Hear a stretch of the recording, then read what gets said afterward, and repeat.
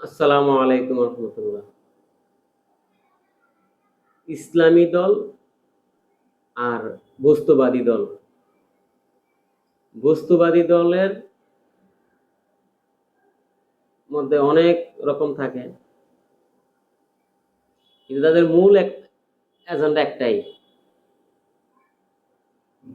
শুধু খাওয়া আর খাওয়া। ইসলামী দল যতই দুর্বল হোক আর যতই শক্তিশালী হোক, এখানে খাওয়া লুটপাটের কোনো বিষয় নেই। ইসলামী দলের মধ্যে যারা খাওয়ার নিয়তে দল করে তারা ইসলামী দলে আসে না, তাদেরকে ধরে বাইন্ধে আনা যাবে না। কারণ তারা জানে যে এখানে খাওয়ার কিছু নেই, শুধু দেওয়া আর দেওয়া, শুধু দিতে হয়। এমন হয় দিতে দিতে পরনের লুঙ্গি সহ দিয়ে ফেলতে হচ্ছে। এটাই ইসলামী দলের ইতিহাস, ঐতিহ্য। কিন্তু বস্তুবাদী দলের বৈশিষ্ট্য হচ্ছে শুধু খাওয়া, একদম তৃণমূল থেকে শুরু করে কেন্দ্র পর্যন্ত।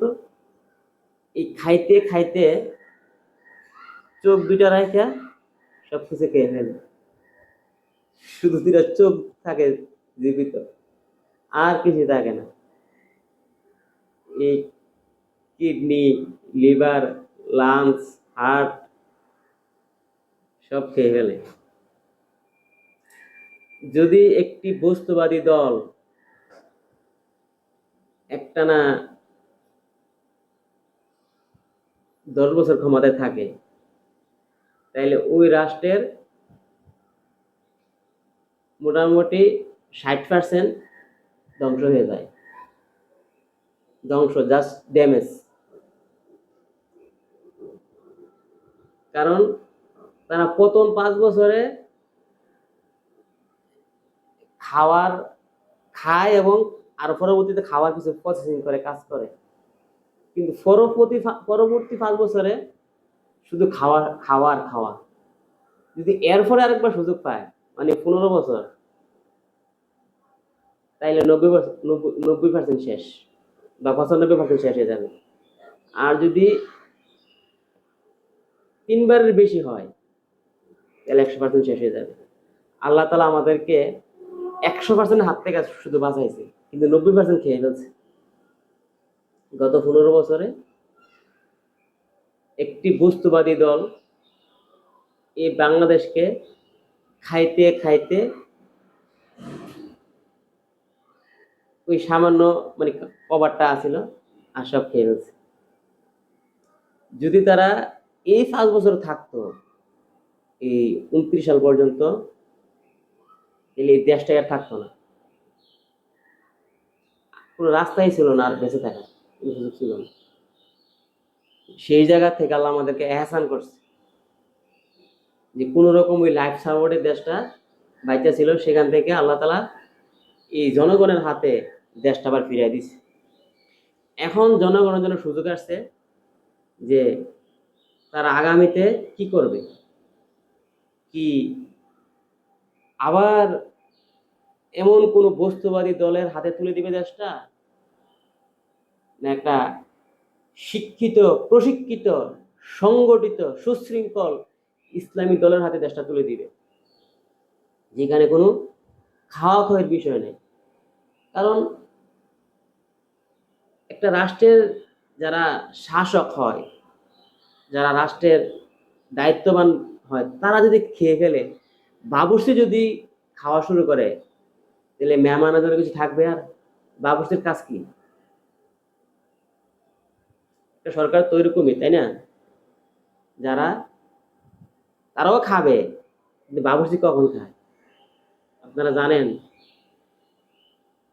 আমার প্র্যাকটিক্যাল অভিজ্ঞতা, গত কিছুদিন আগে আমাদের এক ভাই একটা অনুষ্ঠান করছে।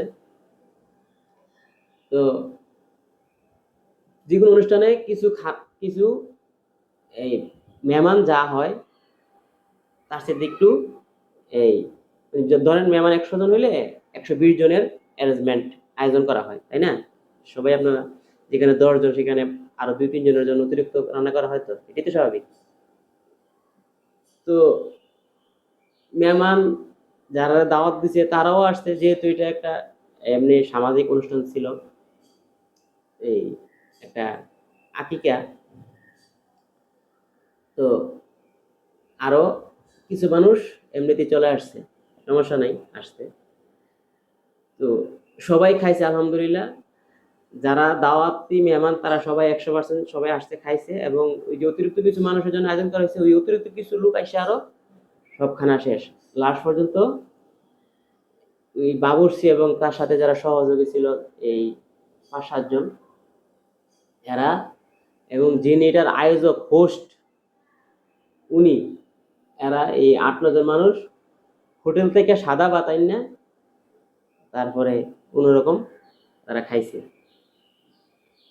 ওরা কিন্তু সন্তুষ্ট, ওই যিনি আয়োজক, যারা বাবুর্চি, তারা সবাই সন্তুষ্ট যে যে সাধারণ মানুষ খাইছে, তৃপ্তি পাইছে, খুশি হয়েছে, দোয়া দোয়া করবে। একটা রাষ্ট্রের সরকার দল তাদের তো এই চিন্তাটা থাকা উচিত, কিন্তু ওই বস্তুবাদী দলের কাছে তো এই জিনিসগুলো নাই। এই জন্য আমরা এই যে সুযোগটা পাইছি একটা সিদ্ধান্ত নেওয়ার, যে আগামীতে আমরা কাদের হাতে দেশটা তুলে দিব,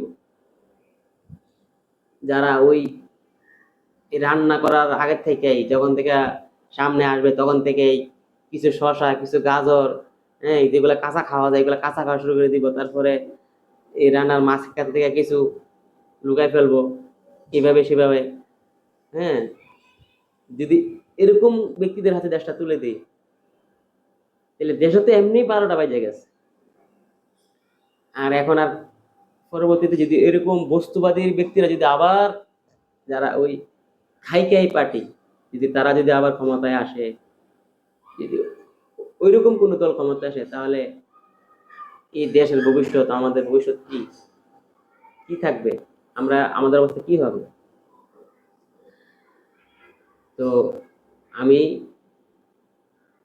জামাত ইসলামের একজন কর্মী হিসাবে, একজন দাঈ-ইলাল্লাহ হিসাবে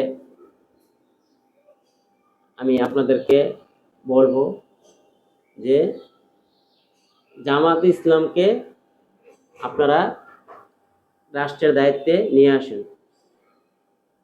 এই মুহূর্তে এই দেশটা গত 54 বছরে এত বেশি শোষিত হয়েছে,